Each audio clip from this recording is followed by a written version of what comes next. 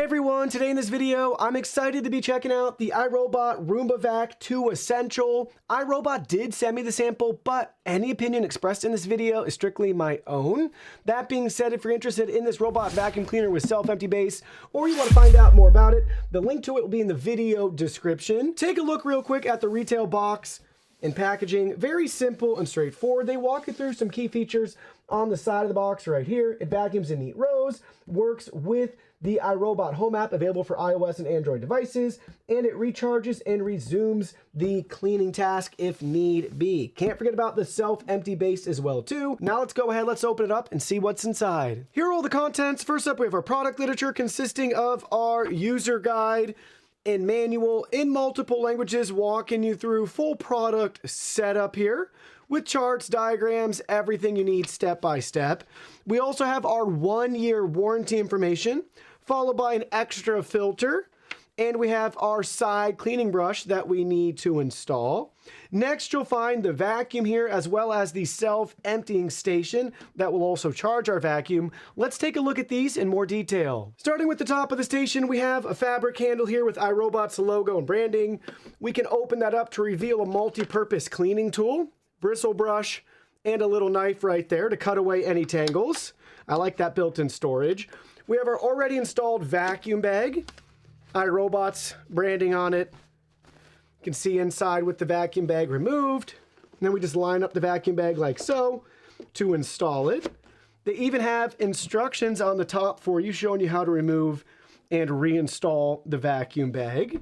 Here's your left side profile with the iRobot logo and branding. Here's your right side profile with some ventilation down here. Here's a look at the bottom. We got 4 grip feet right here. 2 longer, larger sections, 2 round sections there.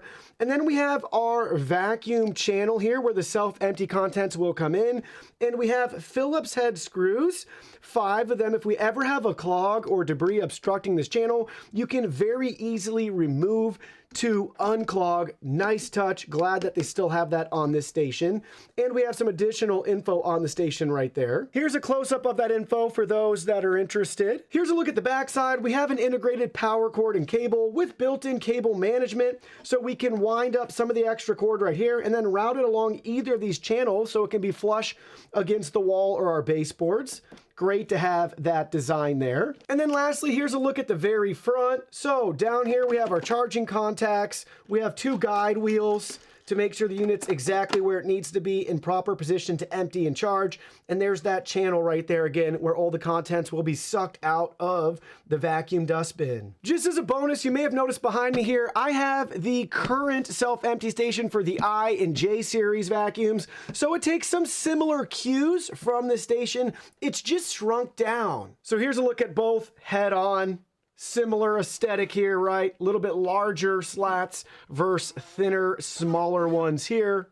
QR code there, charging contacts on the bottom. Our self-empty chutes right here versus charging contacts at the center. Same with the self-empty. And there's no ramp here, just those guide wheels that we mentioned earlier. And you can get a better feel for the side profile here. About the same thickness up at the top. It just changes drastically down at the bottom depending on which one you have. I'm actually surprised that we have a different station than what they already have for the I and J series, but with this being an entry-level, budget-friendly option, it does make sense that they shrunk everything down to make things more affordable, or at least to protect or increase their margins. And I gotta say, I really like the size of this station. It's really small and compact and just refreshing. Now looking at the vacuum, we have at the top the iRobot logo and branding front and center, and our 3 classic control buttons right there. Here's a look at it from the very front with our navigational bumper and array of sensors. Here's a look from the side. You can get a feel for the movement of that bumper. Some exhaust here. Now we're moving our way towards the back of the unit. We have our 2 dustbin release buttons, charging contacts, and the chute where the contents will be sucked out for self-empty. Here's a look at the other side. Some venting again. Get a feel for that movement of the bumper. And now we'll make our way back to the very front. Now looking at the underside, 2 spring-loaded drive wheels, an omnidirectional wheel there, additional product info, and we have our main brush roller. This one doesn't have the Aeroforce cleaning system. It just has your single bristle and rubber hybrid brush. Take a look at the cliff sensors here. We got 3 of those on this unit, and then we have a spot to install the included side cleaning brush. So we go ahead and line it up square to square, and then it should just pop right in place like that. Now let's go ahead on the back side. Let's release that dustbin. There's a look with the dustbin removed. And now we'll look at the dustbin. We have our care and cleaning instructions, front and center at the top. We can open it up to get access to our filter. And they did give us an extra filter. We already have one installed though. Take a look at the large capacity for this dustbin. Now we can easily shut the lid. Show you it from all sides and angles there. And then with the back opened, again, we have our chute here. So the self-empty will open that and suck all the contents out automatically. Now let's go ahead, let's charge it up and try it out.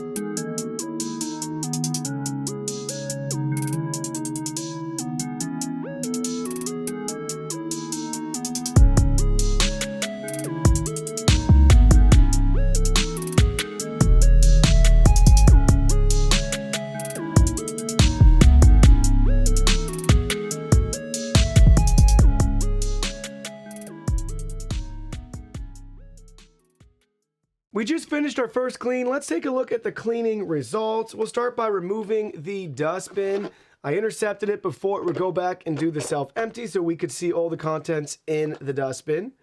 And take a look at that. We have a lot of pet hair and human hair right here. I'll gently pull that up. We have, I don't know what that is. Oh, some of my kids, not Play-Doh, but a similar toy. Pet hair, grass, dirt, typical household contents, crumbs. That's really what you can expect to vacuum up around the house. A lot of pet hair, dust, dirt, debris, the usual. And then looking underneath, our side brush here doesn't have any tangles, which is great. You may find some in the future, so keep an eye on that. And then our main brush roller, it actually looks like we have a little piece of string here from the house, a little arts and crafts string. So we collected that right there. You probably may or may not see one of those around your house. But we do have a really long shag rug piece of carpet thread that's connected there, and I see one hair on the main brush. That's not bad, but I expect this to accumulate more hair. That's just the experience we have with these bristle brushes. They're very good at staying tangled as opposed to the rubber agitators, which don't tangle as much. So you'll notice some hair tangles accumulating around the front here and even along both sides. And here's a quick look at the iRobot Home app, available for iOS and Android devices. We have our vacuum here with its current status. So take a look at that. It's saying it's unable to start. That's because it's not on a flat surface. So we can set that down. Then it says ready to vacuum there with our battery status. Further down, we have our favorites section here. So you can build out your favorites. Just click the plus icon. Not much you can do when it just has to basically vacuum everywhere. Then we have our scheduling option. So you can set your cleaning schedule or do not disturb. And then cleaning you can choose by time or automation settings, like when you leave your home. Then further down, we have our cleaning history. So we can see a nice breakdown here of all of our cleans and the total square footage for the lifetime. Then any device messages will show up here. Then we have our product health. This is when it's time to go ahead and choose or know when it's time to replace filters, brushes, things like that. That'll populate there eventually. Then we have our product settings. You'll probably spend the most time here because there's the cleaning preference section where you can choose the suction power settings. But you can learn more about your Roomba. You can locate it if it's missing around the house. You can hit the cleaning preferences. Here's the suction settings, low, medium, high, or maximum. All enabled right there. And then our language preferences, we can reboot the Roomba. We also have our network info, and we can reconnect or change Wi-Fi, all done under product settings. And then lastly, we have our owner's guide and help section. If you need any additional information to learn about your Roomba or you need any help, that's where you'll find your support. So very basic app.